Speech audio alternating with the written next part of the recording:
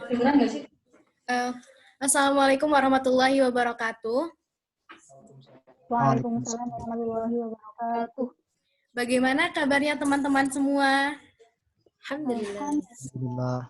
Ya, baiklah sebelumnya kita ucapkan dulu innalillahi wa inna ilaihi roji'un atas wafatnya Bapak Muhammad Najih.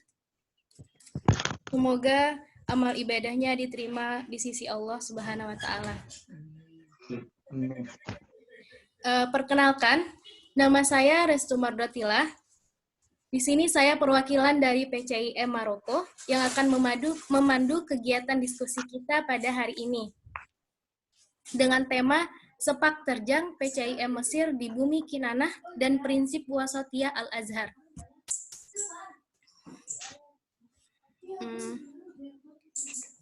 Di sini telah hadir bersama kita dua orang narasumber yang sangat luar biasa. Mari kita sambut narasumber kita. Yang pertama adalah Mas Ismail Al-Faruqi. Beliau adalah Ketua Majelis Hubungan Luar Negeri PCIM Mesir tahun 2018-2020. Halo Mas Ismail, gimana kabarnya Mas? Alhamdulillah sehat. Dan bersama kita juga di sini ada narasumber cantik kita yaitu Mbak Amastasya Dias Pratiwi. Beliau adalah Ketua dari PCI Aisyah Mesir. Gimana Mbak kabarnya Mbak? Alhamdulillah sehat. Baiklah, saya akan menyampaikan rangkaian acara kita pada hari ini. Yang pertama, pembukaan, kemudian dilanjutkan dengan pemaparan materi dari kedua narasumber kita. Setelah itu, kita akan ada seksi diskusi tanya-jawab dengan narasumber dan diakhiri dengan penutup.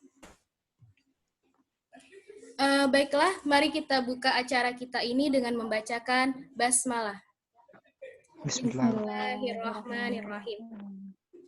Langsung saja, tanpa memperpanjang waktu, marilah sama-sama kita mendengarkan materi dari narasumber kita, yaitu Mas Ismail. Kepada Mas Ismail, dipersilahkan. Bismillahirrahmanirrahim. Assalamualaikum warahmatullahi wabarakatuh. Waalaikumsalam warahmatullahi wabarakatuh. Alhamdulillahirrahmanirrahim. Assalatu wassalamu ala rasulillah. Amma ba'du. Puji syukur kita panjatkan kehadirat Allah Subhanahu wa Ta'ala. Sore ini kita masih bisa menyaksikan acara diskusi online. Dan kami dari PCIM Mesir juga berterima kasih kepada PCIM Maroko atas kerjasamanya untuk terselenggaranya acara ini. Berbicara tentang kiprah PCIM Mesir di Bumi Kinanah ya, kita harus kembali kepada tahun 1996, di mana pada saat itu berdiri Ikatan Keluarga Muhammadiyah yang diprakarsai oleh beberapa kader yang berada di Mesir waktu itu.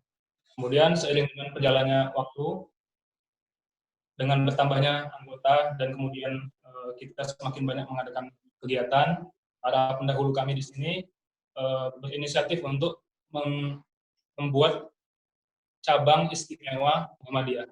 Akhirnya setelah disetujui oleh PP Muhammadiyah Pusat pada tahun 2002 berdiri PCIM Mesir seperti itu. Fungsi PCIM Mesir di sini lebih berat kepada fungsi perkaderan, sebab kita sama-sama mengetahui bahwasanya Muhammadiyah itu kekurangan kader ulama. Maka dari itu didirikannya PCIM Mesir waktu itu sekaligus menjawab sebuah problematika yang ada. Jadi dengan adanya PCIM Mesir dan sekarang udah banyak PCIM di tengah, itu insya Allah akan menjawab kebutuhan ulama Muhammadiyah di masa yang akan datang. Kemudian untuk jumlah anggota, warga dan simpatisan sekarang sekitar 600 orang di Mesir. Jumlah anggota tapak suci sekitar 637. Dan itu terdiri dari 90% warga Mesir untuk tapak suci. 10%-nya cuma pelatih dari Indonesia, dan tapak suci Mesir berhasil mengkader sekitar 17 pelatih Mesir yang akan menjadi regenerasi ketika nanti mahasiswa di sini, para pelatih dari mahasiswa sudah pulang seperti itu. Kemudian juga PCI Mesir mempunyai organisasi otonom. Yang pertama adalah tapak suci. Tapak suci Mesir didirikan pada tahun 2003 untuk itu. Dan kemudian baru menerima murid pada tahun 2009 sampai saat ini. Tapak suci Mesir itu sering mendapat undangan baik dari KBRI maupun dari pemerintah Mesir untuk menampilkan pertunjukan di acara-acara event-event kenegaraan atau kedaerahan seperti itu. Jadi kiprahnya sudah sangat mendunia PCI Mesir. Tapak suci Mesir maksudnya. Kemudian kami juga mempunyai Lazismu yang baru berumur sekitar 2 tahun, didirikan pada tahun 2018. Namun meskipun baru berdiri 2 tahun, pengaruh atau kiprah Lazismu ini sangat besar bagi mahasiswa Indonesia di Mesir. Dalam usia 2 tahun ini, kami aktif menggalang donasi ketika terjadi bencana di Indonesia. Kemudian sudah beberapa gelombang Lazismu Mesir memberikan beasiswa kepada para mahasiswa di Mesir. Kita sama-sama tahu, sampai hari ini tercatat sekitar 8.000 orang mahasiswa di Mesir, yang mana yang mendapatkan beasiswa itu cuma sekitar 40%. 60%-nya itu hidup tanpa beasiswa. Dan banyak dari teman-teman mahasiswa itu yang berada pada ekonomi menengah ke bawah. Jadi mereka harus bekerja untuk menghidupi diri mereka sendiri tanpa kiriman dari orang tua. Di sini fungsi Lazismu Mesir.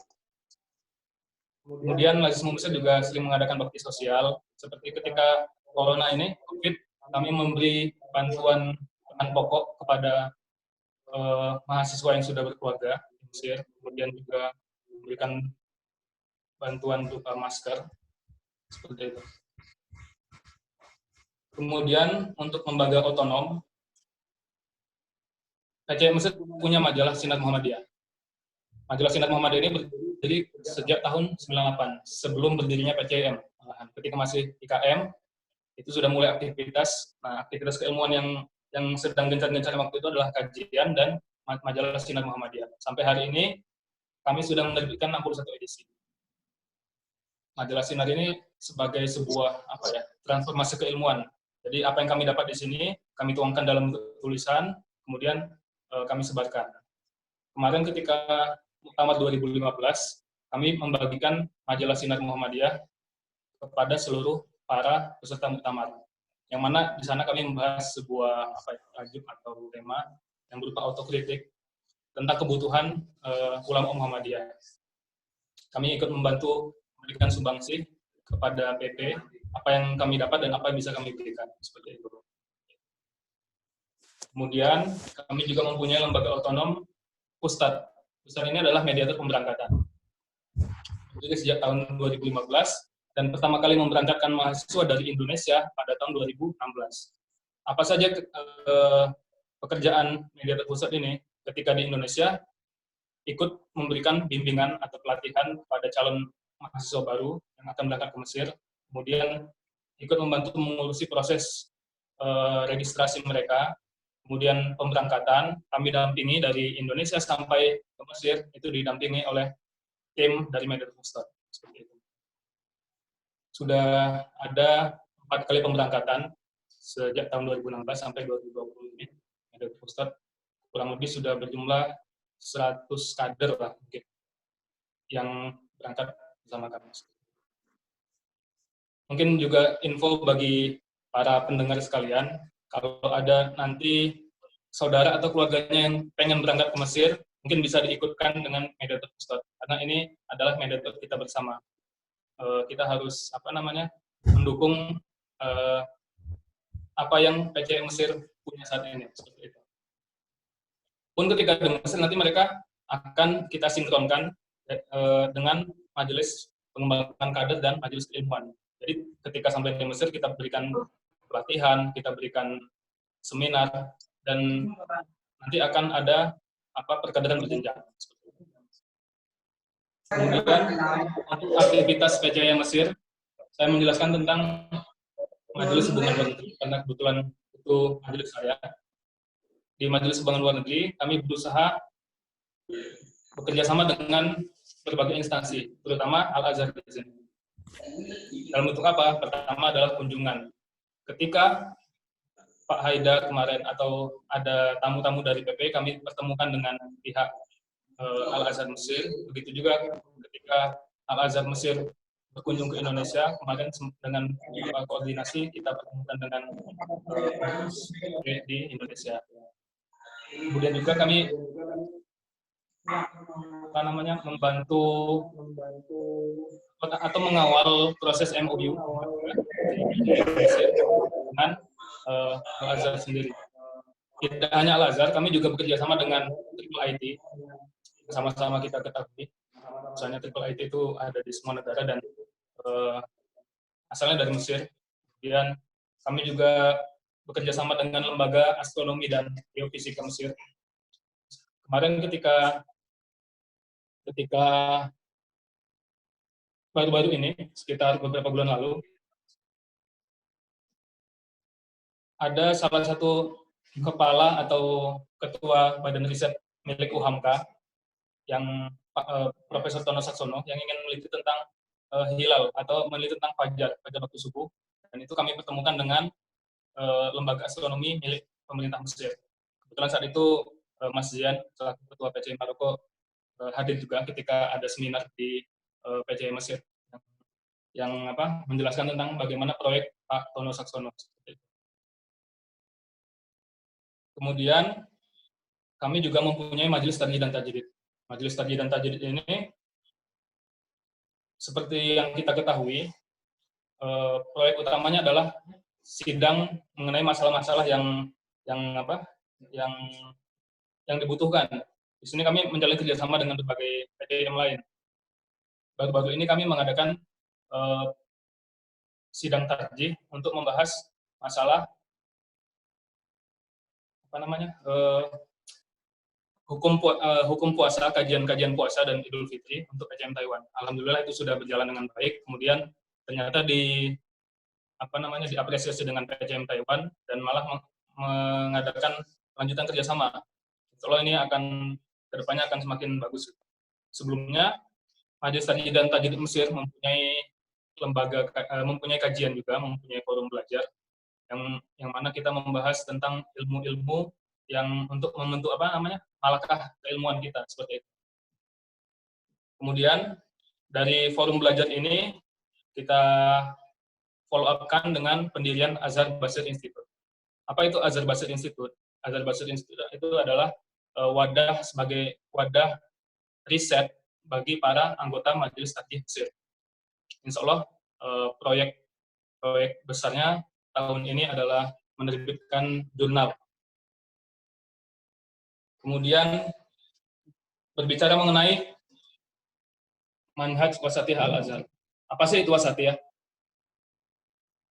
Kita sama-sama ketahui wasatiyah itu kan artinya tengah gitu.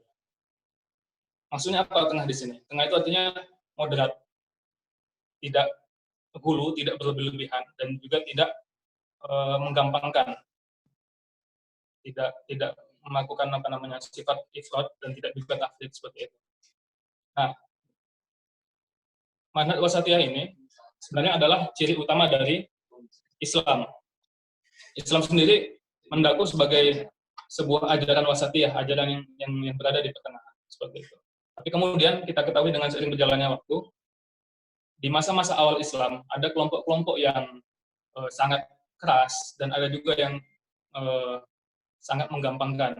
Yang muncullah nanti Khawarij dan muncul Murji'ah seperti itu. Nah, di sini siapa itu umat yang mendapat predikat wasatiyah? Menurut para ulama, mereka yang berada di kelompok wasatiyah ini adalah golongan Ahlus Sunnah wal Jamaah. Nah, apa hubungannya dengan Al-Azhar? Al-Azhar sekarang itu mengedepankan risalah wasatiyah, risalah salam. Karena mengapa? Untuk mengingatkan pada para kelompok Ahlus Sunnah agar tidak tidak sampai terjerumus kepada kelompok yang sangat berlebihan, sangat hulu, dan juga tidak sangat menggampangkan. Al-Azhar sampai hari ini tetap konsen untuk mengedepankan moderasi Islam. Kemudian, kenapa Al-Azhar bisa sedemikian konsen? Atau kenapa seakan-akan narasi wasatiyah ini selalu dibicarakan oleh Al-Azhar? Kalau kita tilik dari sejarahnya, sebenarnya antara Al-Azhar dan wasatiyah ini memiliki hubungan erat ketika zaman dahulu, ketika Islam masuk ke Mesir. Penduduk Mesir pada saat itu adalah mayoritas Koptik semuanya, dan Islam adalah agama yang sangat baru di situ. Kemudian Islam masuk tanpa peperangan dan akhirnya diterima oleh para penduduk Mesir yang saat itu non-Islam. Bahkan hebatnya waktu itu, bahasa penduduk Mesir yang Koptik ini adalah mereka punya suatu bahasa sendiri. Karena ketika datang Futuhat Islamiyah yang dibawa oleh Amr bin As, kemudian terjadi asimilasi tentunya kan dari orang Arab sama orang penduduk asli Mesir, perlahan-lahan berubah. Sekarang semua negara Mesir, semua penduduk Mesir berbicara bahasa Arab. Nah, ini adalah salah satu cikal bakal dari konsep wasatiyah yang dimiliki Al-Azhar itu ada asalnya di sini. Kemudian penduduk Mesir sudah sejak lama terbiasa dengan berbagai macam pemikiran, dan mereka open minded, mereka terbuka. Mereka tidak senang picik lah istilahnya gitu.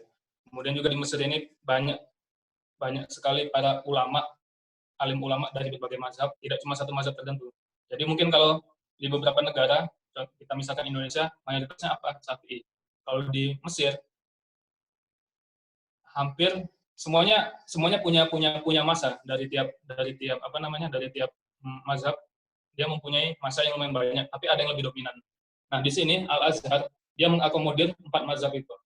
Yang menarik adalah ketika kami mendaftar di awal mahasiswa baru seperti itu, di dalam forum registrasi itu ditanyakan apa mazhab yang Anda anut.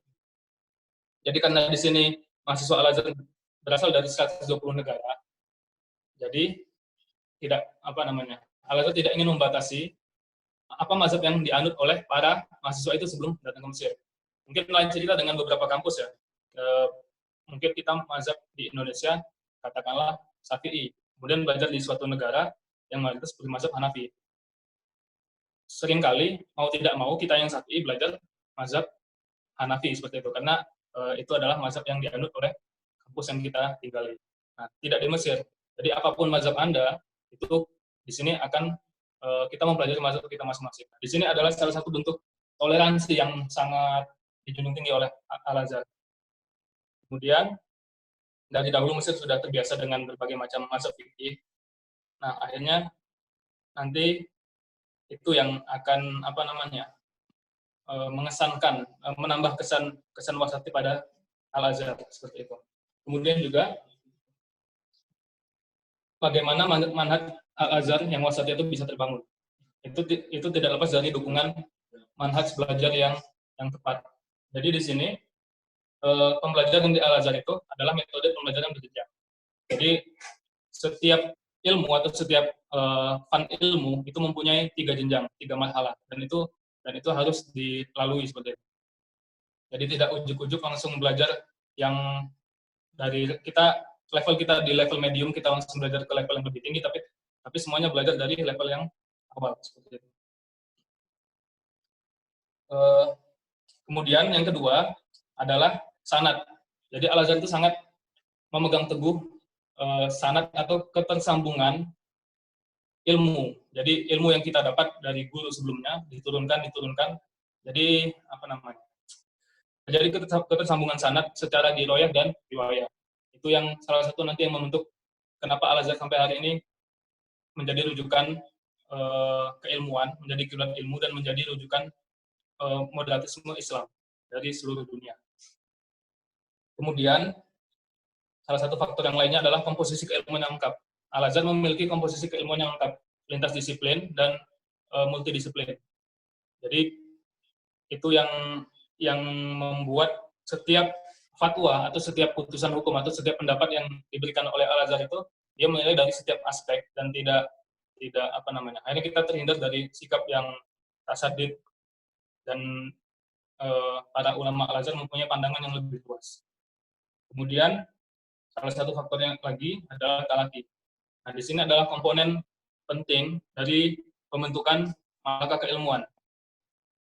Termasuk juga PCI Mesir juga ikut mendukung atau ikut berperan.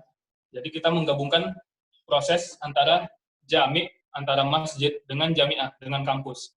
Kita tidak membatasi hanya belajar di kampus saja, tapi kami sebagai mahasiswa Al-Azhar, sebagai kader PCIM, ikut selain belajar di kampus, kami juga mengaji atau ikut talaki atau mulazamah dengan para masyayikh. Biar apa? Agar terjadi ketersambungan sanad, agar keilmuan yang kami dapat itu jelas asal-usulnya. Yang jadi masalah hari ini, kenapa ada beberapa kelompok yang salah interpretasikan hukum, itu gara-gara kelemahan di memahami ayat atau memahami nas. Nah, untuk menghindari salah paham ini atau gagal paham, itu harus belajar langsung dari guru ke guru, yang mana guru ini belajar dari mulut ke mulut sampai ke pengarang kitab atau sampai ke ulama dahulu. Jadi ketika dirunut sampai ke, misal kita belajar fikih, itu sanadnya sampai kepada si empunya mazhab. Ketika kita belajar Syafi'i, nanti sanadnya sampai kepada Imam Syafi'i. Jadi itu sangat menghindari terjadinya kesalahpahaman yang akhirnya bisa menimbulkan ekstremisme hari ini seperti itu. Kemudian juga Al-Azhar sangat menjaga turos.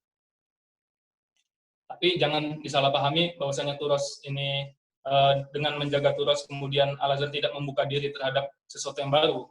Malah Al-Azhar ini sangat modern, sangat sangat mengikuti perkembangan zaman. Jadi mereka memadukan antara turos dengan realita atau dengan waqi hari ini. Dan saya rasa spirit moderatisme Muhammadiyah yang kita usung sama-sama ini sangat senafas dengan Al-Azhar. Makanya sangat tepat saya rasa jika dari PP Muhammadiyah sangat mendukung kegiatan PJM di sini.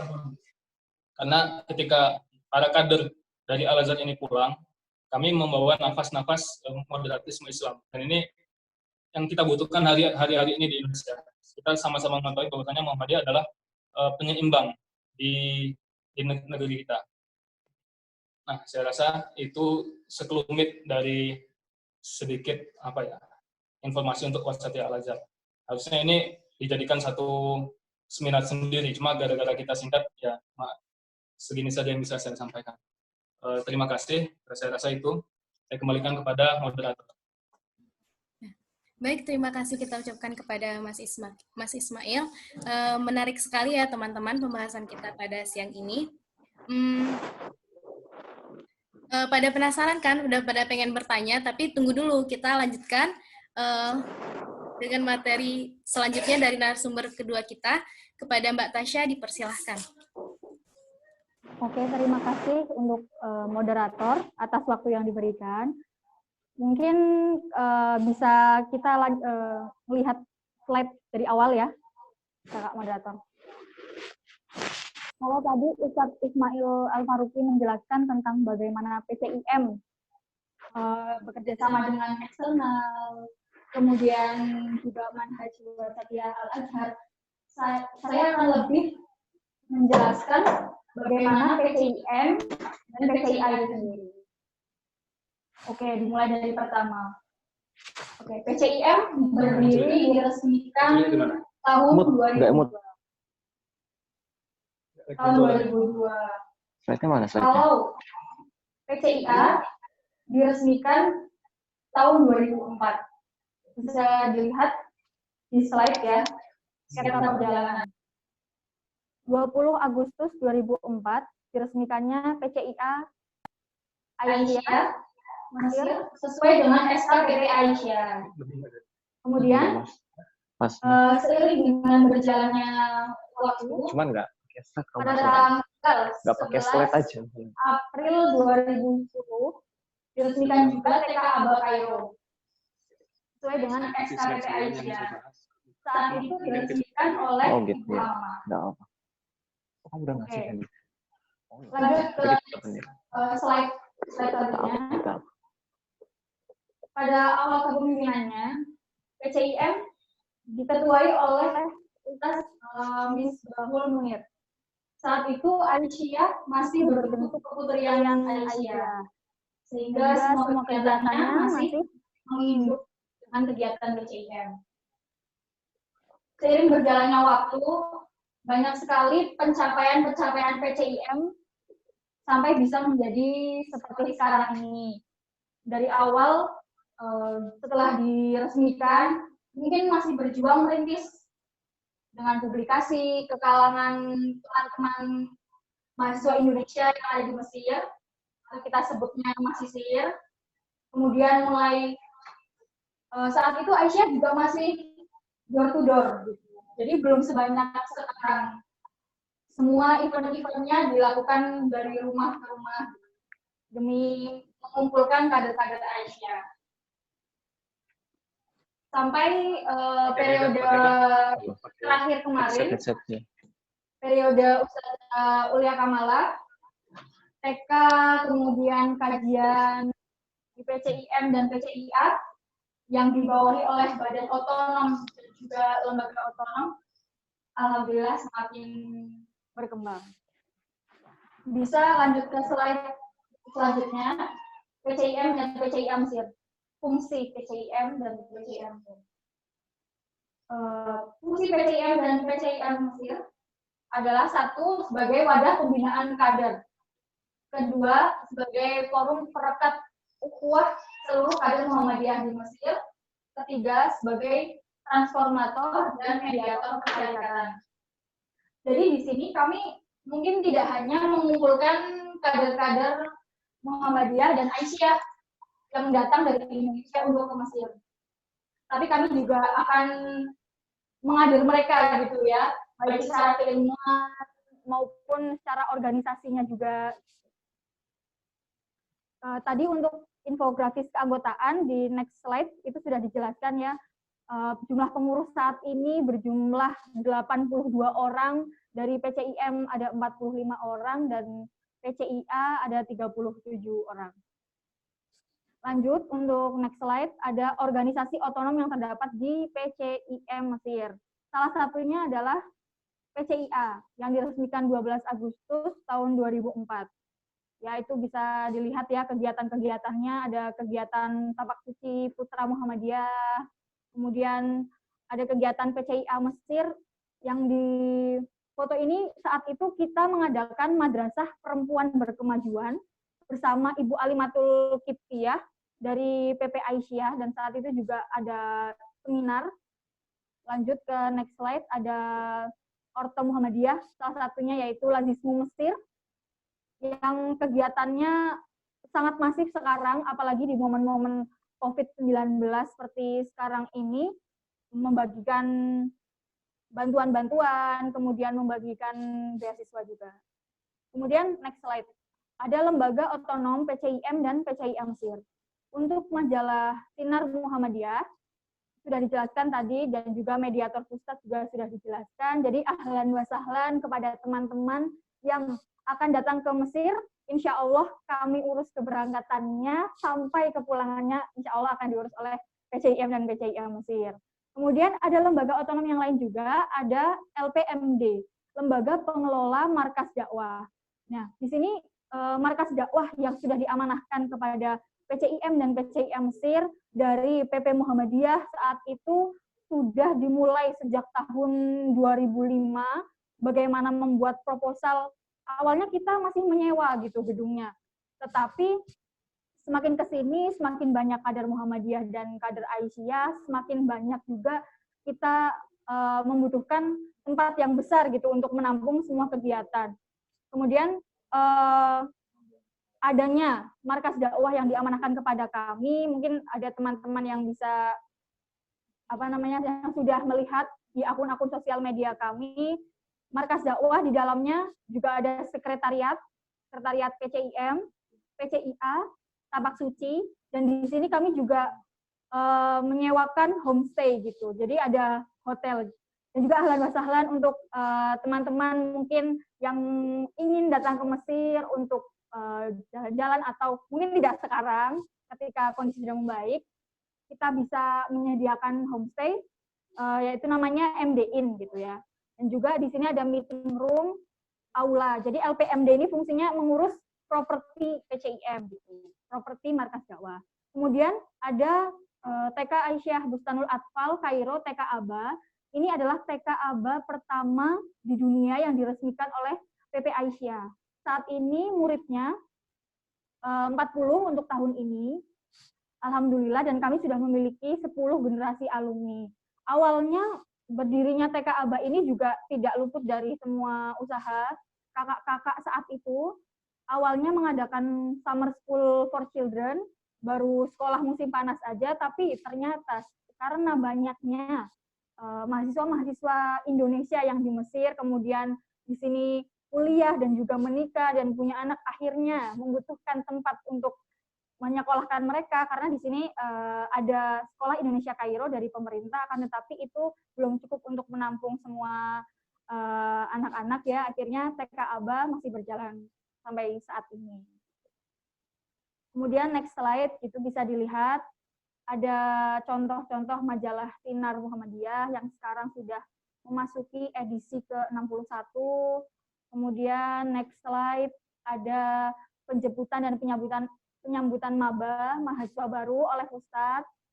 Nah, yang ketiga ada kerja bakti merawat markas dakwah. Jadi kita diamanahi, tapi kita tidak sekedar make gitu ya, tapi kita juga mengelola bersama, ada agenda rutin bulanan untuk merawat markas dakwah agar tetap terjaga. Kemudian next slide itu ada contoh kegiatan Pekan Sehat TK Aba Kairo Mesir. Dan untuk TK Aba sendiri, guru-gurunya dari mana? Jadi guru-gurunya itu berasal dari ibu-ibu Aisyah yang di sini tabi gitu, mengikut suaminya yang sedang kuliah di sini. Jadi mereka juga mengajar di sini. Kemudian ada teman-teman Aisyah juga, termasuk saya juga ikut jadi guru pendamping di PAUD TK Aba Kairo, dan ada jadwal gitu ya praktek mengajar untuk pengurus Aisyah Mesir untuk mengajar gitu setiap minggu 1 kali.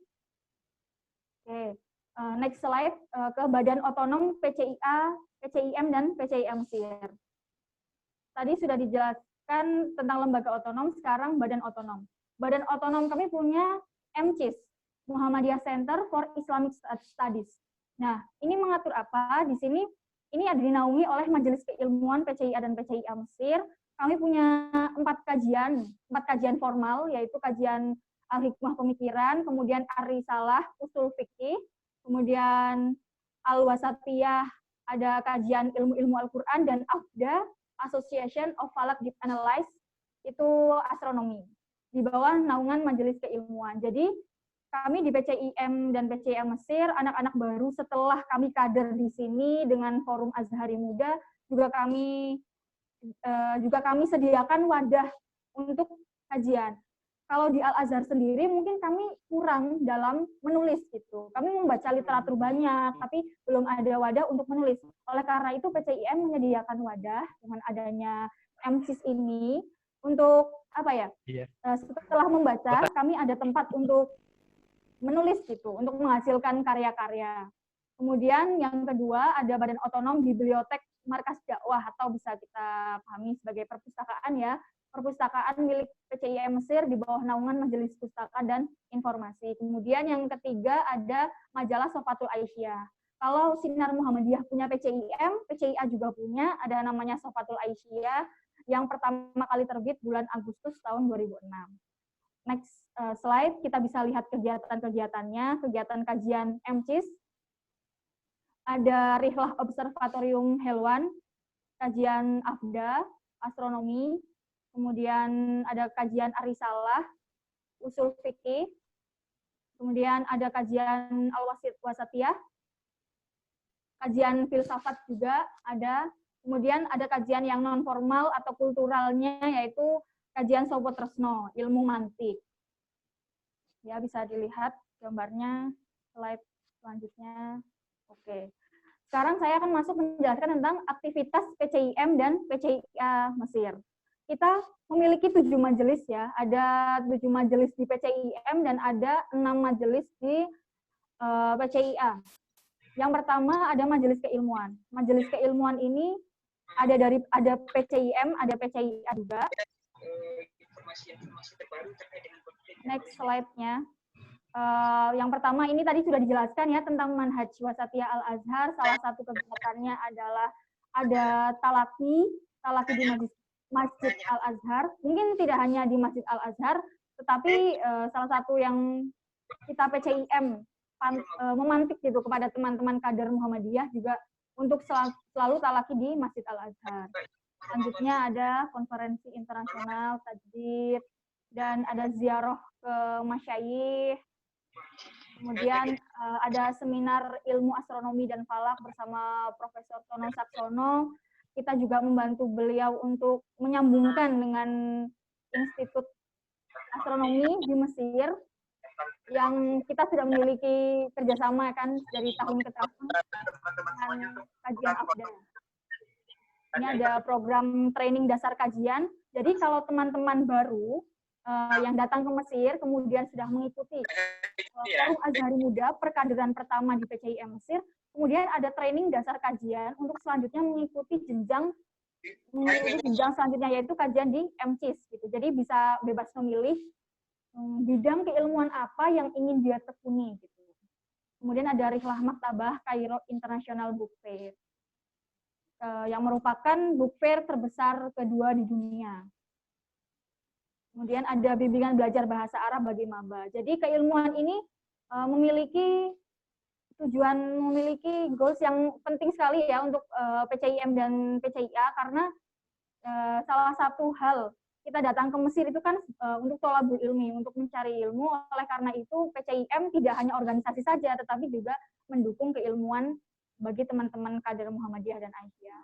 Lanjut ke majelis selanjutnya, ada majelis pendidikan kader. Jadi kami PCIM Mesir punya yang namanya cetak biru kaderisasi, SOP kaderisasi. Bagaimana tingkat pertama di Mesir kita kader, kemudian tingkat 2, 3, 4, dan sampai tahun kelima kita sudah mempunyai cetak biru bagaimana nih kader Muhammadiyah dan Aisyah ini bisa maksimal selama di bumi Kinanah ini, selama di Mesir ini. Oke, untuk komponen kaderisasi ada pembekalan, ini untuk biasanya untuk mahasiswa baru ya, dari masa-masa orientasi. Kemudian kita masuk ke jenjang selanjutnya yaitu pengkaderan. Ini sudah selesai Darul Lughoh, jadi kami ini di sini sebelum kuliah di Al-Azhar juga ada Darul Lughoh gitu, sekolah bahasa gitu 1 tahun. Kemudian yang terakhir pelepasan. Jadi setelah pembekalan, kemudian pengkaderan tahun kedua, ketiga, dan keempat, dirasa sudah cukup gitu mengikuti berbagai macam kegiatan keilmuan di PCIM. Kemudian yang terakhir adalah pelepasan, yang siap dari Al-Azhar lulus, siap diterjunkan ke masyarakat. Oke, mungkin lanjut saja sampai slide yang gambar Baitul Arqam. Jadi untuk majelis pendidikan kader ini, kami punya 2 perkaderan, perkaderan formal dan non formal. Perkaderan formal sudah mafhum ya untuk semuanya. Baitul Arqam Muhammadiyah punya perkaderan namanya Baitul Arqam, jadi kami juga mengikuti. Yang kemarin perdana sudah diadakan pertama kali Baitul Arqam dasar yang insya Allah akan dilaksanakan setiap tahun, dan kemudian masuk ke jenjang selanjutnya Baitul Arqam Madya, kemudian Baitul Arqam Purna. Selanjutnya ada Forum Azhari Muda. Nah, ini adalah perkaderan non formal di PCIM dan PCIM Mesir. Jadi ini adalah perkaderan khas PCIM dan PCIM Mesir. Kemudian bisa dilihat ya, ini ada acara temu kader gitu kan. Ada acara temu kader, bisa dibilang ketika ada tamu dari Indonesia, baik dari PP atau dari pemateri-pemateri hebat lainnya, kami mengadakan temu kader gitu, beserta kader-kader, dibuka untuk umum juga. waktu itu juga pernah kami kedatangan Kak Ima Zahra, Fatimah, dan juga Kak Rishan datang ke Mesir saat itu dan mengadakan temu kader juga di sini. Kemudian next slide ada Muhammadiyah untuk bersama, yaitu forum setelah mengikuti jenjang perkaderan dari masa maba, kemudian Forza, kemudian mengikuti Learning Assistance Program, juga terakhir ada Muhammadiyah untuk bersama. Lanjut ke majelis tablik, ya bisa dipahami ya, tablik itu untuk syiar dakwah, baik online maupun offline gitu. Kami ada kegiatannya, ada kurban, Idul Adha, kemudian open house, dan ada juga kajian online. Nah, insya Allah ditunggu saja Ramadan ini kami akan banyak mengadakan kajian-kajian online atau bisa berbentuk podcast atau video kultum di sosial media kami. Kemudian Majelis Hubungan Luar Negeri sudah ini ya disampaikan oleh Ustadz Ismail tadi. Bagaimana hubungan PCIM dengan organisasi di luar PCIM, baik lembaga Mesir maupun organisasi di kalangan mahasiswa Indonesia Mesir itu sendiri. Ya, ada silaturahim. Kemudian ada Majelis Seni, Budaya, dan Olahraga. Ini kegiatannya contohnya adalah Muhammadiyah Day. Jadi Muhammadiyah Day ini event tahunan, event 2 tahunan, ada berbagai macam lomba seni dan olahraga untuk menyambut muscab. Setiap mau pergantian periode kita mengadakan ini sebagai forum keakraban ya buat teman-teman, juga melibatkan afiliatif organisasi mahasiswa lainnya. Kemudian ada rekreasi untuk agenda akhir periode gitu ya. Setelah serius-serius gitu selama ini 2 tahun berkecimpung gitu di masa bakti PCIM, PCIA, kami adakan rekreasi. Selanjutnya adalah Majelis Tarjih dan Tajdid, tadi sudah dijelaskan. Yang selanjutnya ada Majelis Pustaka dan Informasi, yaitu sekarang kami karena COVID-19 ini, kami jarang sekali mengadakan acara-acara yang mengumpulkan massa yang sangat banyak. Oleh karena itu kami memanfaatkan online, yaitu salah satunya adalah kegiatan literaction, gitu. Literasi dan aksi, yaitu mengulas buku di online gitu. Kemudian nanti di-share hasilnya di sosial media, itu bentuknya adalah kuliah WhatsApp gitu. Dan kemarin sudah diadakan mengulas buku yang pertama, resensi buku, bahas buku Guru Aini karya Andrea Hirata. Alhamdulillah responnya sangat positif dari teman-teman di sini. Kemudian yang terakhir ada Lembaga Pengelola TK Aba. Ini lembaga khusus di PCIA Mesir. Jadi PCIA Mesir mengelola TK Aba meskipun banyak kendala, termasuk kendala guru, kemudian kendala mobil jemputan dan lain sebagainya, tapi alhamdulillah sampai sekarang masih berjalan lancar. Dan kalau teman-teman lihat Instagram TK Aba Kairo, di situ banyak sekali tugas-tugas online dari guru untuk anak-anak yang ada di rumah gitu. Jadi meskipun tidak bisa datang sekolah gitu, tapi kami tetap ada tugas online gitu. Oke, selanjutnya kalau tadi kita sudah bahas sketsa perjalanan sampai periode kemarin, ada periodenya Kak Zaki dan Ustazah Ulia Kamalah. Saat ini ya untuk periode Ustadz Umair dan juga saya sendiri, PCIA adalah goals-nya ke depan adalah menelurkan karya di setiap lini organisasi. Next slide. Yang pertama, ini sudah dimulai, jadi menerbitkan karya, baik berupa tulisan yang dibukukan atau melalui web. Setelah sekian lama web kami tidak diisi, kemudian sekarang kami hidupkan kembali, karena giroh keilmuan teman-teman yang tidak bisa berhenti hanya karena ada COVID-19 ini, jadi kita masukkan konten-konten yang kreatif di dalam web, dan juga untuk muktamar ke-48, setiap muktamar PCIM selalu mengirimkan delegasinya, dan juga kami sebisa mungkin untuk punya karya yang jadi oleh-oleh untuk peserta muktamar nantinya. Dan sekarang sedang proses gitu, sudah dibentuk tim muktamar, jadi kami mencetak buku-buku yang dari kajian, karena kekuatan keilmuan kita adalah di kajian, jadi setiap kajian juga menerbitkan buku yang sekarang sedang masuk proses editing. Kemudian untuk selanjutnya, memastikan media sosial sebagai mediator dakwah keilmuan PCIM dan PCIA. Mungkin kendala selama ini karena PCIA Mesir selalu mengadakan kegiatan yang masif gitu ya di markas dakwah kami. Tapi karena COVID-19 ini, sehingga kami harus masifkan di media sosial. Mungkin teman-teman bisa follow dan kunjungi akun sosial media kami. Yang ketiga, ada memantik ghiroh keilmuan anggotanya. Jadi memantik semangat keilmuan gitu ya. Sekarang karya MTT berupa, jadi buku-buku literasi yang kita baca, kemudian kita salurkan ke sebuah bentuk tulisan gitu. Dari majalah, kemudian ada program literature dan karya MTT, Majelis Tarjih dan Tajdid, kemudian dan yang lain-lainnya, majalah Satu Aisyah gitu misalnya, itu jadi stimulan gitu, menjadi pemantik teman-teman meskipun di masa yang kita ruang geraknya terbatas, kita tetap produktif. Oke, jazakumullah khairan, sekian dari saya, syukron, wassalamualaikum warahmatullahi wabarakatuh. Waalaikumsalam.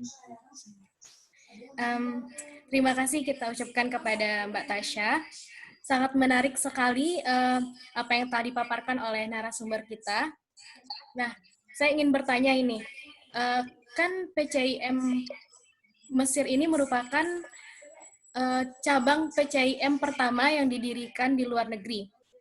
Nah, jadi saya ingin bertanya, apa saja tindakan yang dilakukan oleh PCIM Mesir untuk menguatkan eksistensi PCIM itu sendiri? Mungkin bisa dijawab, Mbak dan Mas.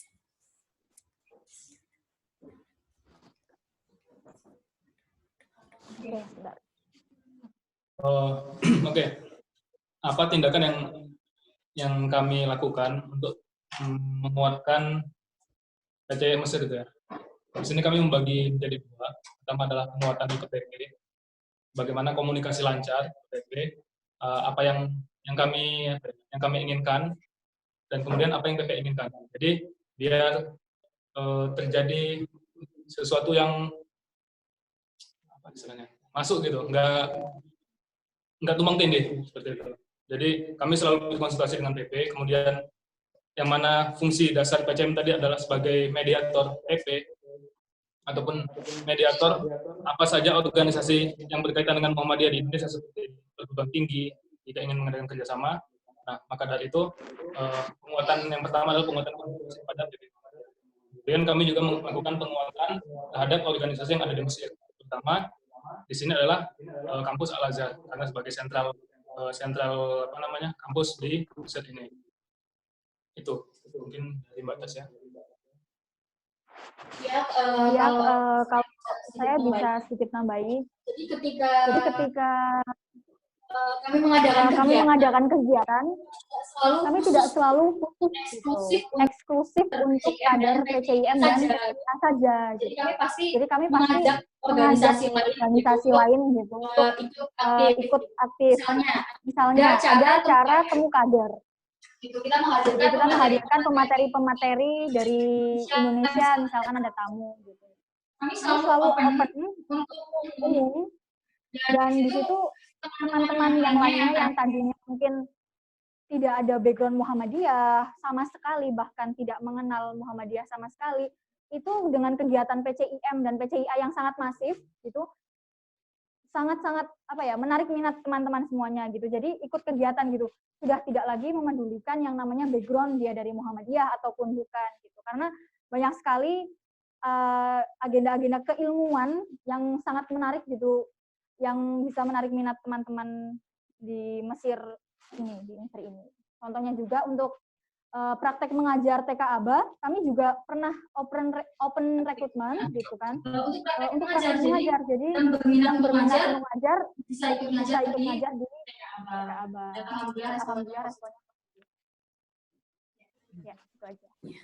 Baik, terima kasih kepada narasumber kita.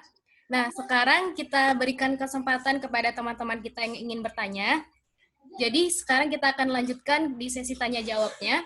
Saya akan menyampaikan terlebih dahulu bagaimana proses tanya-jawab kita.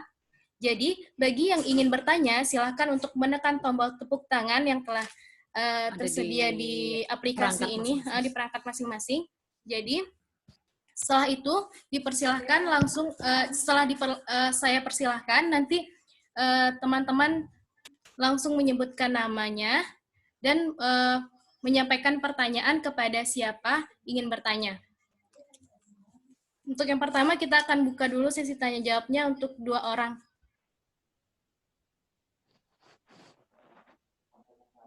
Kepada Mas Tegar, ya, kepada Mas Tegar Kusyairi, dipersilahkan.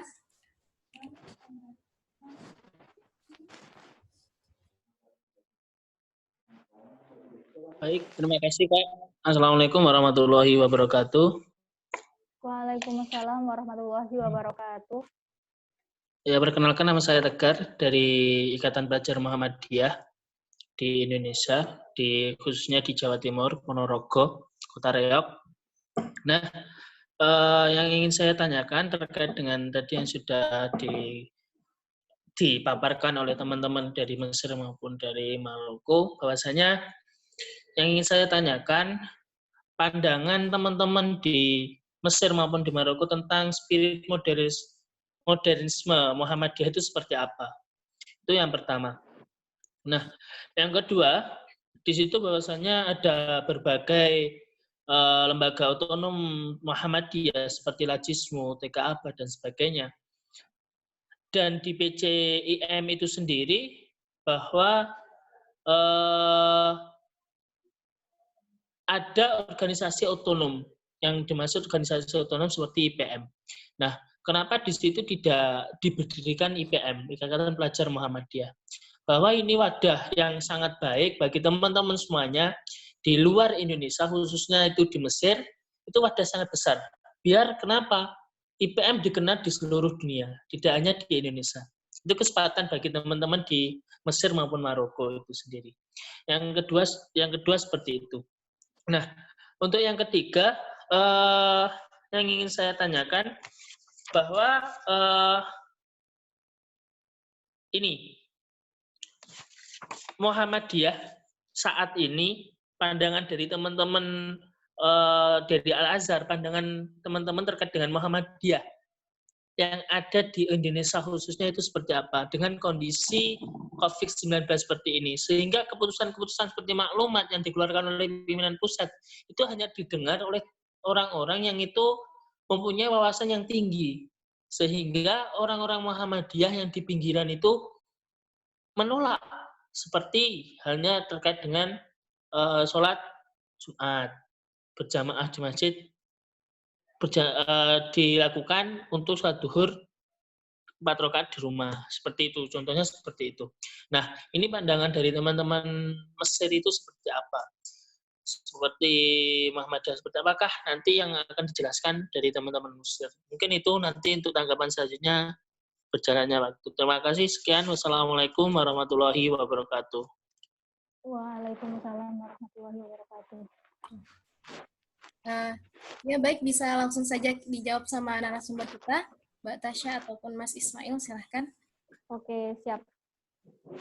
Mungkin Kak Ismail dulu yang terjawab ya, untuk yang pertanyaan yang spirit modernisme. Untuk pandangan tentang spirit modernisme yang dibawa oleh Muhammadiyah, saya rasa itu sangat sejalan dengan yang ada di Al-Azhar. Dan tidak ada sesuatu yang kontradiksi di sana, karena kita sama-sama terbuka terhadap terhadap kenyataan atau terhadap realita, dan kami sebagai kader di sini tidak hanya berhenti mengumandangkan spirit modernisme itu di kalangan kami sendiri. Kami juga pernah mengadakan silaturahmi ke mantan Menteri Agama, atau di sini namanya Wazirul Auqaf. Kami mengadakan silaturahmi kepada mantan Menteri Agama, menjelaskan apa itu Muhammadiyah, kemudian menjelaskan bagaimana organisasi Muhammadiyah di Indonesia, kemudian kami menjelaskan bagaimana sepak terjang, dan kemudian bagaimana spirit yang dibangun itu adalah sama. Begitu juga kemarin ketika Pak Haidar berkunjung kepada Gereja Al-Azhar itu juga dilakukan. Jadi pandangan Al-Azhar terhadap Muhammadiyah sampai sejauh ini sangat baik. Kemudian terkait pandangan Al-Azhar tentang fatwa yang dikeluarkan oleh Muhammadiyah. Saya rasa sama ya, ketika Muhammadiyah mengeluarkan fatwa tentang batasan-batasan sosial yang dilakukan seperti menutup masjid, hal itu dilakukan juga oleh Al-Azhar. Sampai hari ini di Mesir itu masjid tidak ada yang buka, termasuk tadi siang sholat Jumat itu tidak ada. Kemudian intinya sejalan fatwa yang dikeluarkan Muhammadiyah dengan fatwa dari Al-Azhar maupun dari sejalan. Kemudian masalah ketika di grassroots itu ada ngeyel, nah, itu mungkin PR bagi pimpinan di atasnya untuk memahamkan kepada bawahannya, seperti itu mungkin. Oke, untuk pertanyaan yang kedua dari Mas Tegar tadi, kenapa IPM belum didirikan? Oke, mendirikan sebuah organisasi otonom gitu kan, itu kan tidak mudah gitu. Mengumpulkan massa, kemudian dibentuk organisasinya, buat SK, kemudian jalan gitu. Tidak semudah itu. Jadi selama ini PCIM Mesir ketika akan meresmikan sebuah organisasi otonom itu melihat bagaimana teman-teman keseriusan teman-teman yang di sini gitu. Misalkan saat itu Lazismu kenapa bisa dibentuk di Mesir? Karena ada urgensinya. Saat itu ketika gempa di Indonesia, Palu, Donggala, kemudian di sini terpikir gitu dari PCIM Mesir untuk menggalang dana. Nah, itu ada urgensi di situ. Kemudian apalagi sekarang masa COVID-19 ini, apalagi itu sangat masif gitu kegiatannya untuk memberikan bantuan. Untuk IPM sendiri pernah menjadi sebuah wacana di PCIM Mesir. Kenapa belum dibentuk? Karena belum ada keseriusannya dalam mendirikan menunduk IPM di Mesir. Oleh karena itu masih kita tinjau. Jadi ketika teman-teman kader Muhammadiyah sudah misalkan membentuk kegiatan-kegiatan terus dirasa oleh badan penasehat dan kemudian badan PCIM PCIA sebagai keunggulan sebuah organisasi IPM gitu rasa layak kami tidak menolak untuk IPM. Jadi benar IPM itu dengan IPM itu dengan dibentuk gitu di Mesir misalkan. Tapi ketika itu belum ada anggotanya, kemudian belum ada urgensi dan belum anggap layak gitu. Jadi kami belum untuk. Insya Allah ada masanya. Mungkin puas ya bagi penanya. Oke, boleh saya tambahkan. Mengapa IPM tidak ada gitu? Perlu kita jelaskan di sini bahwasanya kondisi kami di Mesir ini hampir 90% adalah mahasiswa. Pelajar tingkat SMA dan SMP, tapi 90% itu adalah mahasiswa. Dan itu pun yang mengikuti kegiatan di PCIM bisa dibilang 95% adalah mahasiswa. Makanya mungkin kalau ditanya kenapa IPM nggak berdiri, mungkin yang harus berdiri adalah IMM harusnya. Tapi di sini kebutuhan yang kita miliki adalah kebutuhan terhadap PCIM. Maksudnya gini, ketika sudah ada satu organisasi induk, itu sudah bagi kami sudah cukup, karena bagaimana kita memaksimalkan yang ada, bukan memindahkan PP Muhammadiyah ke Mesir, kan seperti itu. Nanti muncul yang lain, mungkin kalau IPM keluar mungkin IMM juga mau mendirikan, atau mungkin nanti ada naik atau ya. Jadi kami lebih memilih fokus kepada apa yang sudah kami punya dan kami miliki. Karena di sini kami sadar bahwasanya amanah yang diberikan oleh PP itu sudah sangat-sangat besar. Nah, Maka dari itu kami berazam untuk menjaga yang ada ini. Demikian dari saya.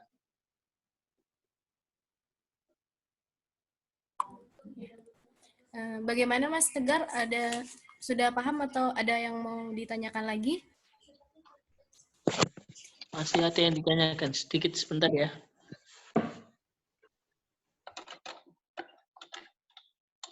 Ya.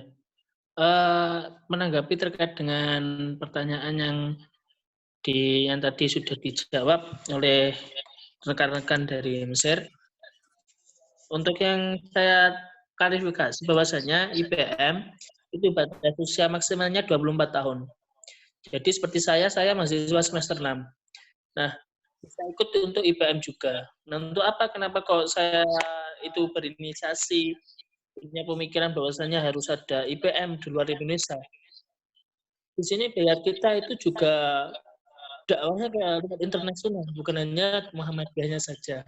Tetapi organisasi otonom seperti IPM, yang dikatakan tadi IM, dan sebagainya, silahkan, tidak apa-apa didirikan. Bukan hanya pelajar saja di situ. Karena di sini IPM punya namanya anggaran dasar, anggaran rumah tangga, dan di situ diatur usia maksimal di IPM itu 24 tahun. Jadi kalau mahasiswa tidak apa-apa untuk ikut di IPM. Nah, biar kenapa? Ketika teman-teman itu di luar Indonesia ada IPM-nya, mungkin nanti teman-teman punya inspirasi besar. Kader-kader IPM di Indonesia mempunyai inspirasi besar. Oh, ada IPM di luar Indonesia. Di sana teman-temannya bagus-bagus, punya keilmuan yang tinggi. Nah, di situ dapat menginspirasi teman-teman yang lain sampai grassroots, pimpinan ranting. Nah, itu jangka panjangnya seperti itu. Biarpun hanya nama beberapa orang saja, tetapi ketika ada nama IPM di situ, mungkin itu akan menambahkan semangat baru, bukan hanya untuk teman-teman di Mesir, tetapi untuk teman-teman di Indonesia sampai pimpinan ranting. Itu bahwa bangga IPM sampai penjuru dunia. Itu mungkin untuk tadi menyanggah terkait dengan jawaban yang sudah dilontarkan, dan memang untuk tanggung jawab di luar Indonesia sangat berat, sangat besar, dan itu memang tanggungan kita sebagai kader Muhammadiyah harus selalu dakwah, syiarkan Muhammadiyah dimanapun dan kapanpun itu. Mungkin itu Mas untuk tanggapannya, bisa ditanggapi kembali, dan mungkin nanti bisa diagendakan maupun dijadwal. Untuk tahun ini harus berdiri ini, seperti itu. Biar nanti ada konsisten ke depannya bahwa kita dakwahnya harus secara menyeluruh. Kita sebagai kader pun juga harus tahu nanti ketika kita kembali ke Indonesia, kita kembalinya ke siapa? Ke Muhammadiyah juga. Mungkin itu untuk teman-teman dari Mesir, terus semangat, terus tetap jaga kesehatan, dan terus memberikan inspirasi bagi seluruh kader-kader IPM, kader-kader Muhammadiyah dimanapun, khususnya di Indonesia, karena kita juga di Indonesia pun masih kekurangan inspirator yang mungkin nanti bisa membawa inspirasi baru bagi Mesir dan untuk Indonesia. Mungkin itu Mas dari Mbak Kakanda maupun dari Ayunda. Terima kasih. Sekian. Nun wal qalami wa ma yasturun. Wassalamualaikum warahmatullahi wabarakatuh. Waalaikumsalam warahmatullahi wabarakatuh. Terima kasih kepada Mas Tegar. Yang selanjutnya tadi ada Mbak Maulidia Parasmita. Silakan Mbak Maulid ingin bertanya. Bismillahirrahmanirrahim. Assalamualaikum warahmatullahi wabarakatuh. Waalaikumsalam warahmatullahi wabarakatuh.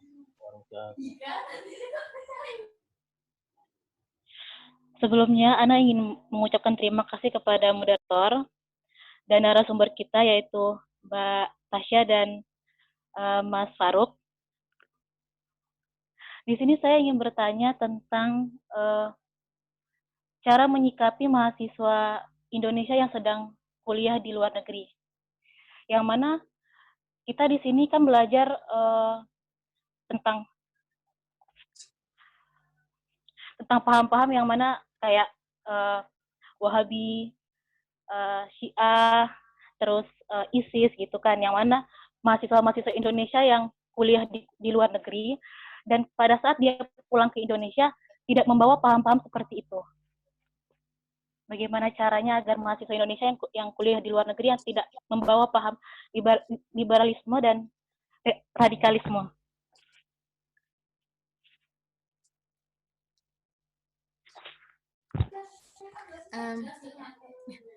Terima kasih. Silakan Mbak narasumber dan Mas narasumber, silakan. Moderator bisa mengulangi pertanyaannya. Pertanyaan yang ditanyakan tadi. Bagaimana cara menyikapi mahasiswa Indonesia yang kuliah di luar negeri, namun bagaimana?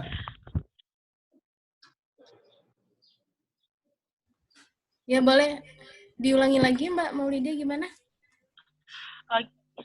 Jadi Mas Faruk, kan kita kan sebagai mahasiswa luar negeri kan sedang kuliah di luar negeri, yang mana tanpa sadar atau tanpa sengaja kita kan belajar tentang paham-paham kayak liberalisme dan radikalisme, yang mana itu kayak contohnya kayak di Timur Tengah sendiri. Timur Tengah sendiri yang kita kan kayak paham-paham tentang radikalisme, tentang ISIS, terus mahasiswa Indonesia yang sedang kuliah di luar negeri juga kayak yang di negara-negara barat yang mempelajari tentang paham liberalisme itu sendiri, bagaimana saat dia balik ke Indonesia tidak membawa paham-paham tersebut.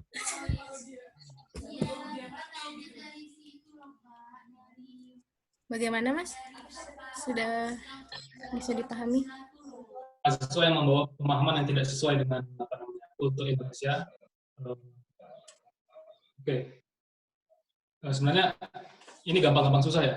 Ketika orang sudah punya pemahaman, katakanlah dia belajar, punya kecenderungan ke arah kiri atau ke arah kanan yang sama-sama ekstrim, kemudian pulang ke Indonesia dan merasa apa yang dia dapat itu benar. Ini sebuah tantangan. Jadi kalau untuk meng-cut dia atau memotong atau menghentikan gerak langkah dia, itu kita rasa agak sulit.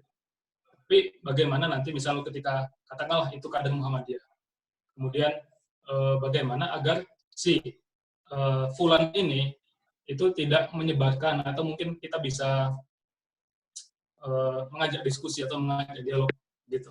Jadi kalau untuk mencegah dia menyebarkan itu saya rasa agak sulit, karena setiap orang punya apa ya, jalan hidup gitu kan, seakan-akan yang dia pegang itu adalah hal-hal yang benar. Mungkin sebenarnya cara terbaik itu adalah dengan diskusi atau dengan mengadakan forum-forum tertentu gitu. Nah, mengapa tadi yang saya sampaikan tentang Al-Azhar? Kenapa Al-Azhar sangat wanti-wanti tentang masalah hulu atau ekstremisme ataupun kelompok yang lawan dari ekstremisme? Itu terjadi karena mereka salah memahami nas, salah memahami teks, atau interpretasi mereka terhadap teks, terhadap nas itu salah karena tidak ada sanad atau tidak ada guru yang mengajarkan bagaimana sebenarnya teks, makna yang diinginkan oleh teks itu nanti. Saya rasa itu. Ya mungkin itu menjadi PR bagi kita bersama. Dan di sini kami PCI Mesir ikut mengcounter pemikiran-pemikiran yang tidak senafas dengan apa yang diajarkan oleh guru-guru kami di Al-Azhar dan apa yang dinarasikan oleh Muhammadiyah.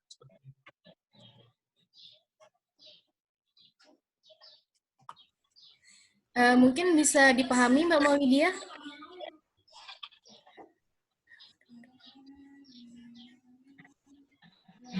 Ya, silakan Mbak Tasya, silakan dijawab. Ya, kalau misalkan langkah terdekat kita gitu untuk menjaga diri gitu ya, kan kita mulai dari diri sendiri untuk menjaga diri agar tidak terlalu ke kanan ataupun ke kiri, itu adalah menggabungkan diri kita dengan wadah yang senafas dengan kultur yang ada di Indonesia gitu, agar tidak liberal kemudian atau terlalu bulu yang ke kanan ataupun ke kiri gitu. Nah, PCIM dan PCIA luar negeri punya PR ini gitu. Ketika ada kadernya yang datang kuliah gitu untuk thalabul ilmi ke suatu negara, bagaimana kita menarik mereka disediakan wadah yang senafas dengan pemikiran-pemikiran yang memang benar gitu, memang lurus. Jadi kalau nasihat untuk pribadi, memulai dari diri sendiri adalah kita mengikut sertakan diri kita ke wadah-wadah yang memang pada jalan yang lurus gitu, nggak terlalu ke kanan, tidak terlalu ke kiri. Gitu. Bisa ya bisa masuk ke PCIM dan PCIA yang ada di luar negeri. Ini PR kita bersama. Mungkin bisa dipahami Mbak Maulidia? Baik, terima kasih kepada Mas Faruk dan Mbak Tasya atas penjelasannya.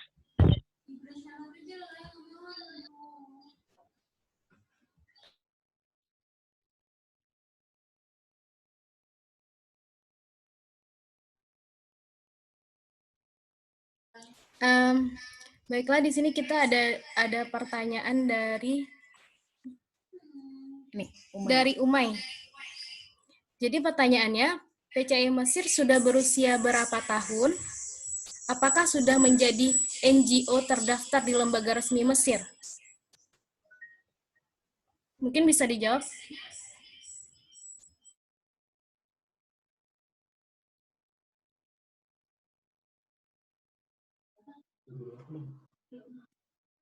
Oke, di awal penjelasan kita tadi sudah dijelaskan ya bagaimana proses PCIM itu berdiri. Awalnya ada sekumpulan gitu ya, kader-kader Muhammadiyah di Mesir membentuk IKM, Ikatan Keluarga Muhammadiyah, pada tahun 1996. Kemudian baru diresmikan tahun 2002 oleh PP Muhammadiyah. Kemudian kalau Aisyahnya 2 tahun kemudian diresmikan tahun 2004. Kalau sudah terdaftar atau belum di lembaga NGO Mesir, itu masih belum. Meskipun memang kami itu PCIM dan PCIA tertua di dunia, tapi memang belum terdaftar.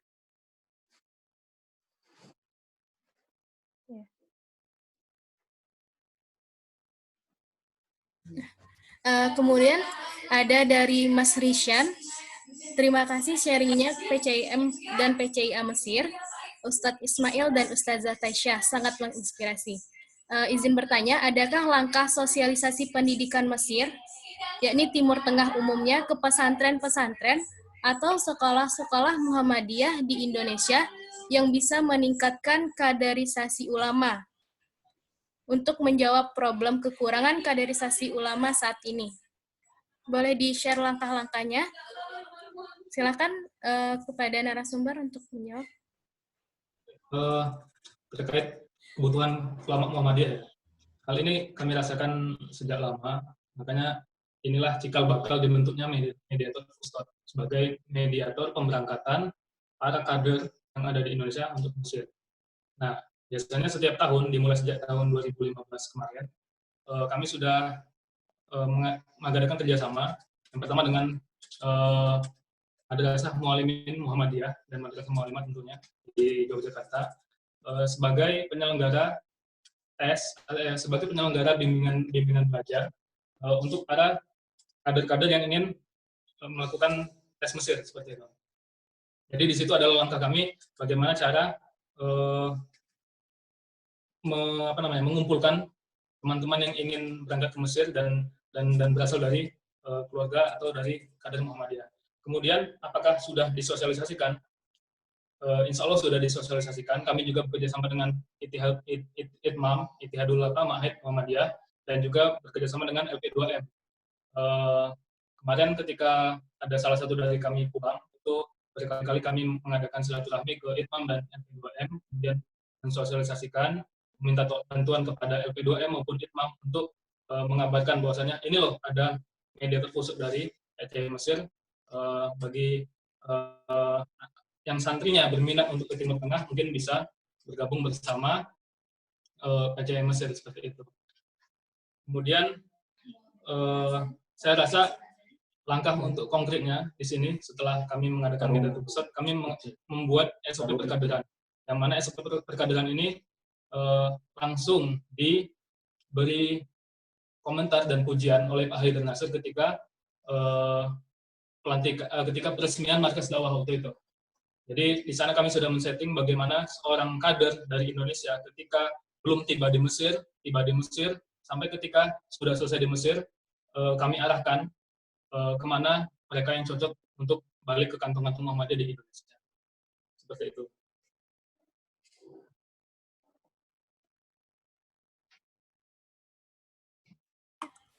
Mungkin ada tambahan, Mbak Tasya?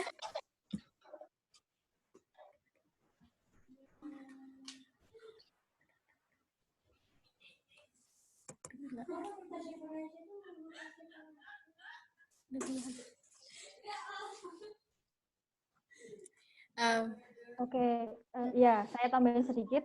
Ya. Terima kasih untuk Kak Rishan sudah bertanya. Tadi di awal kita jelaskan tentang bagaimana cetak biru kaderisasi. Selain mengkader dia apa ya aktif di Muhammadiyah, kita juga bagaimana peran Muhammadiyah terutama PCIM Mesir untuk meneguhkan kader ulama gitu Muhammadiyah di langkah-langkahnya sama itu bisa mediator pusat itu sangat penting untuk sekarang, jadi agenda tahunan itu sehingga pulang-pulang juga kami bisa memberikan rekomendasi gitu. Wah, anak ini aktif di Muhammadiyah dan juga sudah kami arahkan dari awal keberangkatan sampai nanti pulangnya untuk aktif di Muhammadiyah membawa nilai-nilai Azhari. Syukron. Ya, terima kasih. Apakah masih ada yang ingin bertanya? Silahkan yang ingin bertanya diacungkan. Angkat tangan.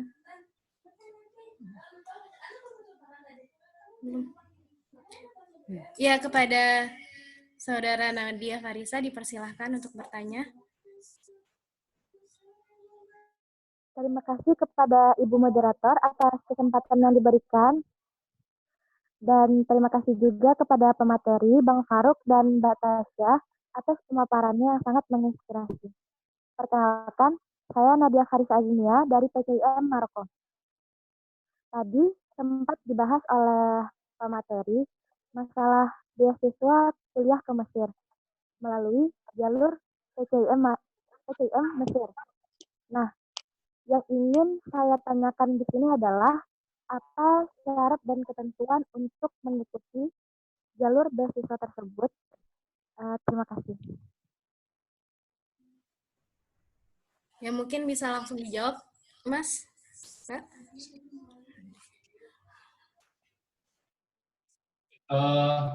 Tadi kita jelaskan tentang lazismu.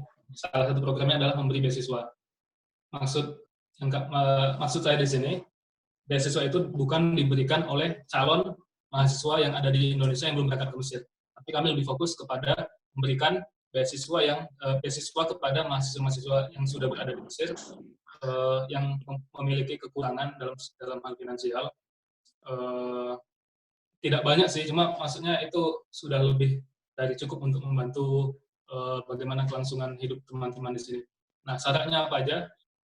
Biasanya nanti di sosial media lazismu itu ada persyaratan bagaimana kriteria yang harus dipenuhi oleh calon penerima beasiswa.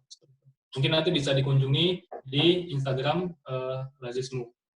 Tapi perlu kami tegaskan di sini, ini adalah beasiswa untuk teman-teman yang sudah berada di Mesir. Seperti itu.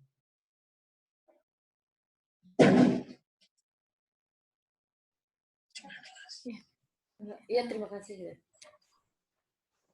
Bagaimana Mbak Nadia?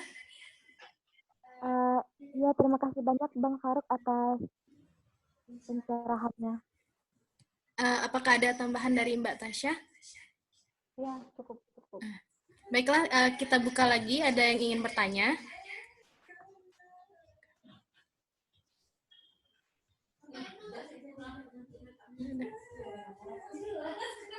Yang ingin bertanya, silahkan diacungkan tangannya.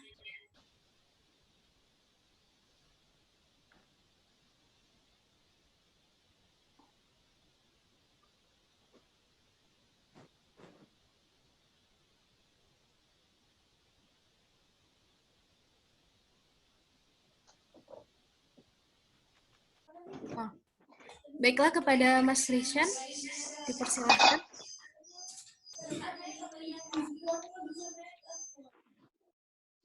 Ya, Assalamualaikum warahmatullahi wabarakatuh. Waalaikumsalam warahmatullahi wabarakatuh. Terima kasih atas kesempatannya untuk menyampaikan satu lagi nih pertanyaan. Terutama diperlukan untuk kami kan sebagai PCIM yang boleh dibilang baru ya. Kalau kita melihat di Mesir tentu sangat banyak sekali kegiatannya. Bahkan lembaga dan bagian otonomi juga sangat banyak. Mulai lajismu, kemudian dan sebagainya ya. Nah, yang ingin saya tanyakan supaya barangkali nanti bisa menginspirasi kami, terutama masa awal-awal. Untuk kepengurusan sekarang barangkali sudah enak karena sudah ada lembaga-lembaga yang tinggal dikelola lah istilahnya.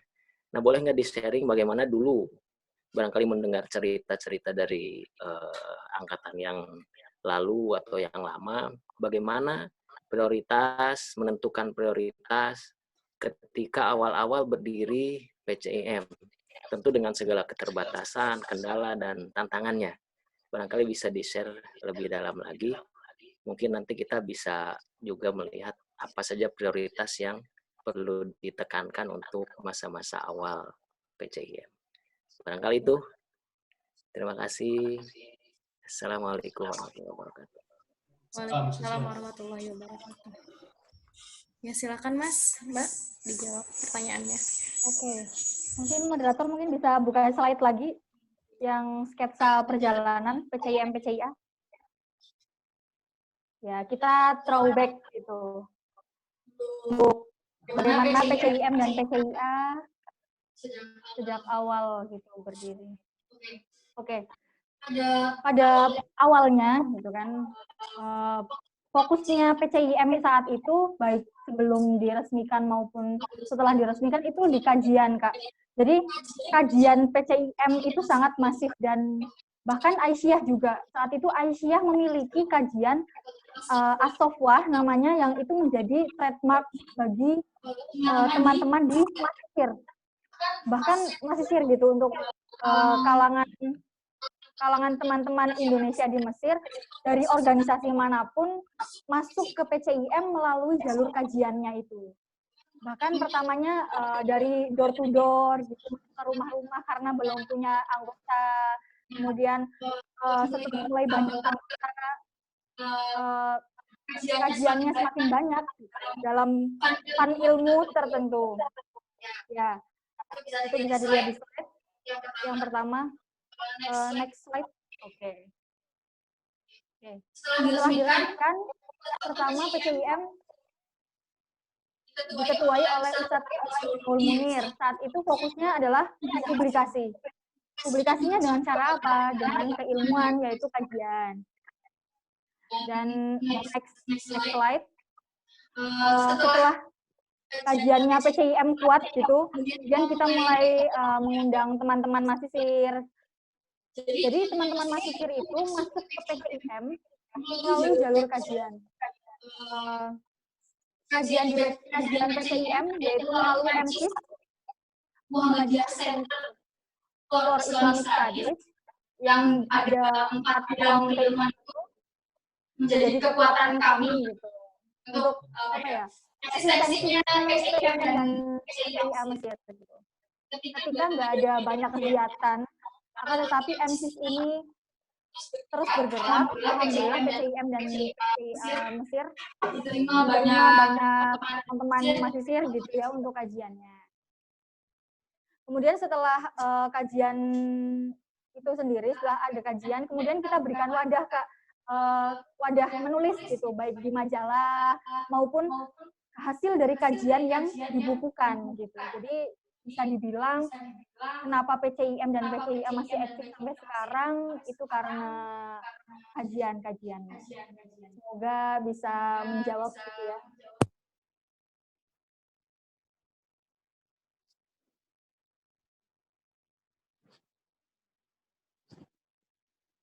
Ini ada tambahan.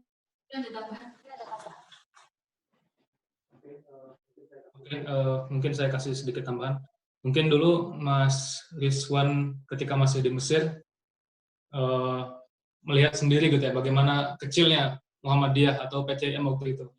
Mungkin juga mengikuti bagaimana sepak terjang, bagaimana susahnya para senior kami ketika masa itu. Yang saya dapat sejauh ini adalah bagaimana setiap ingin didirikan sebuah organisasi otonom baru atau badan baru atau lembaga baru, itu selalu diadakan pengkajian.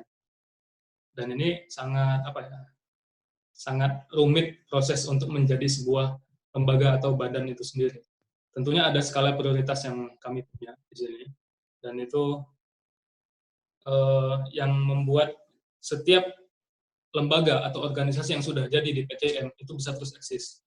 Jadi ketika kami merasa, oh ini sudah pantas didirikan, kemudian sudah memiliki kecukupan bukan hanya personil, tapi sumber daya yang mumpuni untuk di bidang itu, kami dirikan. Jadi tidak semuanya kami dirikan di sini agar untuk mengurangi bagaimana, jangan sampai nanti ketika kita sudah mendirikan lembaga kemudian mati.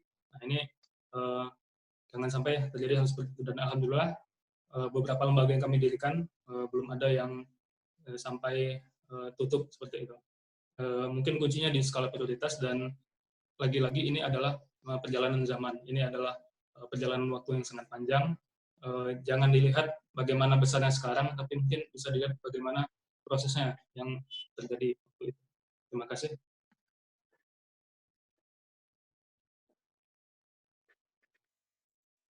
Ya, terima kasih. Mungkin kita akan buka satu lagi pertanyaan terakhir. Ada yang ingin bertanya?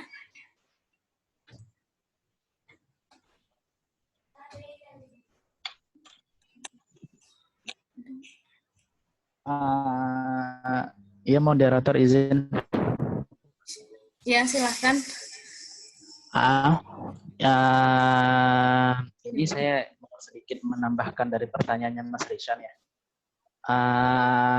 Kan PCIM Maroko itu kan baru berdiri dan bisa dikatakan umurnya masih seumur jagung gitu kan.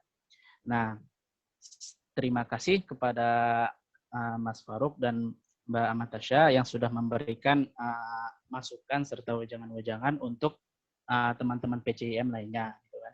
Namun saya di sini ingin menanyakan tentang apakah ada saran atau ada sekiranya usulan dari PCIM Mesir yang sudah terakui lah atau sudah memiliki pengalaman yang sudah banyak untuk kita yang terkhususnya PCIM Maroko yang baru berdiri, dan bagaimana cara untuk melaksanakan kegiatan ya rutinitasnya gitu, supaya sedikit banyaknya ya kita bisa menirukan agenda-agenda yang ada di PCIM Mesir untuk kita laksanakan di PCIM Maroko. Kurang lebih seperti itu.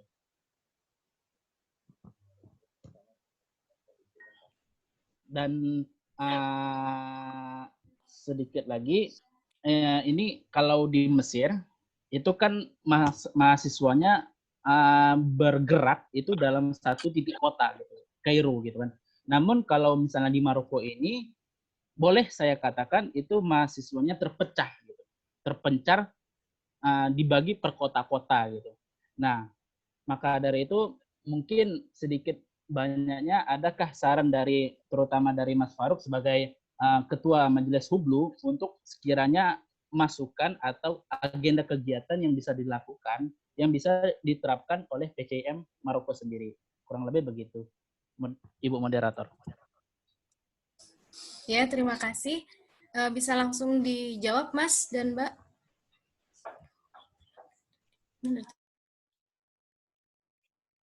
Kendala yang kami hadapi di sini berbeda dengan kendala yang dihadapi teman-teman PCM lain. Contoh nyatanya mungkin kalau di Kairo ya, kami punya masa yang banyak, dan kami bisa mengadakan kegiatan masif, dan kami tidak kekurangan anggota untuk melaksanakan kegiatan seperti itu. Kemudian sedangkan di Maroko, teman-teman terbagi menjadi beberapa kota seperti itu. Dan kemudian juga anggotanya juga belum banyak dikarenakan emang kondisi mahasiswa di sana emang tidak banyak. Kalau dari saya mungkin kita semua PCM itu punya warna masing-masing. Jadi PCM Mesir ini bukan sebuah bukan sebuah keharusan atau bukan sebuah role model pasti, sebab setiap PCM punya corak, punya warna masing-masing. Mungkin apa yang kami punya di sini sesuai dengan corak kami. Dan teman-teman Maroko dengan keterbatasan yang ada mungkin bisa membuat corak berbeda seperti itu. Kalau kita lihat PCM Taiwan, mungkin mereka terkenal dengan jaringan komunikasi mereka lewat radio Taiwan, kemudian intinya mereka bermainnya di tanah media. Nah, mungkin dari teman-teman Maroko, karena letaknya berjauhan, mungkin bisa memaksimalkan media, dan itu sudah sangat bisa membuktikan eksistensi. Kemudian juga ketika sudah kita menghasilkan karya, meskipun kita tidak berkumpul bersama untuk melakukan kajian, mungkin bisa melakukan kajian masing-masing di rumah, kemudian menurunkan karya, itu saya rasa merupakan sebuah hal yang sangat besar, sumbangsih yang bisa kita berikan ke masyarakat. Jadi, lagi-lagi saya katakan, setiap PCIM, setiap daerah itu punya corak masing-masing, corak kami begini, mungkin corak teman-teman itu berbeda, dan kita masing-masing harus menemukan corak itu. Mungkin bisa ditambah dengan atas ya. Oke, bisa saya tambahi sedikit gitu kan. Mungkin karena saya di PCIA, Aisyah, mungkin kalau misalkan kajian ya masif gitu, dilakukan masif, justru kami ini sebenarnya di periode sekarang ini sedang memiliki kendala. Kami biasanya kumpul-kumpul mengadakan kegiatan di markas dakwah gitu ya, dengan banyak sekali anggota yang hadir. Kemudian kami kaget gitu di periode ini dengan adanya COVID-19, semua akhirnya serba online. Jadi rencana kita untuk satu periode ke depan jadi berubah gitu, jadi berubah haluan. Justru kami sekarang meniru gitu kan, mendapatkan inspirasi dari PCIM Taiwan yang sangat masif ya sosial medianya gitu. Bisa sering-sering diadakan kajian. Contohnya seperti Saudi itu ada kajian KPT, Himpunan Putusan Tarjih Muhammadiyah, itu juga akan menarik gitu meskipun diadakan secara online. Kemudian kami juga punya goals gitu untuk selalu menelurkan karya. Tanpa kumpul-kumpul, kami bisa menghasilkan karya juga gitu. Jadi setiap kali muktamar bisa mungkin PCIM Mesir itu menghasilkan oleh-oleh karya yang bisa dipersembahkan gitu untuk peserta-peserta muktamar. Mungkin itu dengan segala keterbatasan gitu ya, mungkin karena ada yang di kota Rabat, ada yang di kota Marrakesh gitu ya, di PCIM Maroko, bisa gunakan sosial media untuk menghasilkan karya juga gitu. Misalkan karya setelah membahas sebuah ilmuwan ya, misalkan Ramadan ini, kemudian hasil diskusinya di-share ke sosial media. Itu yang sekarang juga kami lakukan. Baik, terima kasih kepada Mas Ismail dan Mbak Tasya atas saran-sarannya. Semoga akan bermanfaat dan berguna bagi kita ke depannya. Baiklah, kita akan tutup acara ini. Namun sebelum kita menutup diskusi kita ini, mari bersama-sama kita lakukan sesi foto bersama mungkin. Silahkan bagi teman-teman semua untuk mengaktifkan videonya.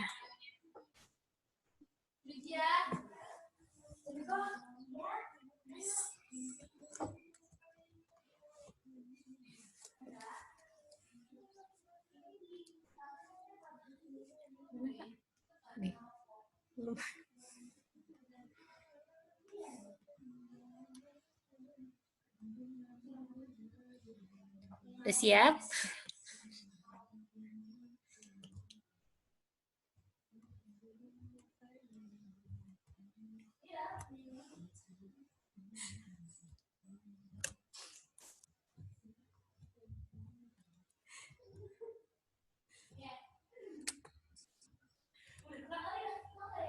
Belum satu kali lagi. Ya. 1, siap-siap ya. 1, 2, 3. Kemana, Kak?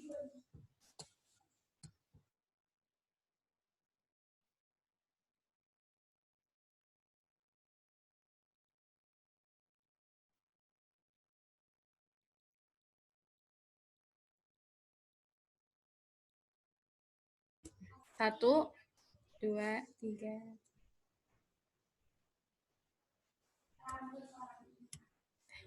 Terima kasih teman semuanya. Semoga kegiatan diskusi kita hari ini bisa bermanfaat untuk kita semua, dan terima kasih kita ucapkan kembali kepada narasumber kita, Mas Ismail dan Mbak Tasya. Semoga ilmu yang diberikan kepada kita bisa bermanfaat bagi kita.